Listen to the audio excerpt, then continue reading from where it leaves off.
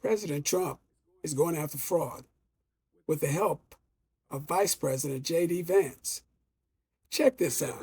We saw evidence that in Minneapolis, there were Somalis, primarily illegal immigrants, who were defrauding a Medicaid program that was meant to go to autistic children. So they were taking children who were supposed to get benefits, and they were claiming that their kids were actually autistic even though they weren't.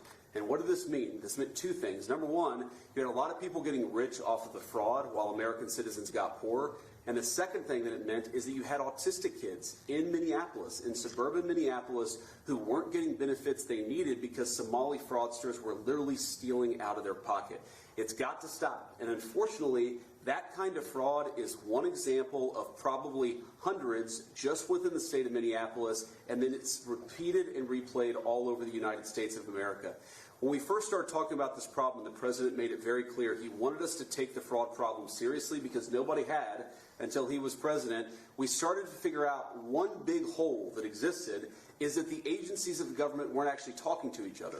So Treasury would have evidence of financial fraud, but wasn't talking to the Department of Justice about it. Health and Human Services had evidence of Medicaid fraud, but wasn't talking to the Department of Treasury about it. So what this executive order does is force the entire apparatus of the federal government to do two things: stop the fraud on the American taxpayer and make sure that the benefits that ought by right go to American citizens and not to fraudsters.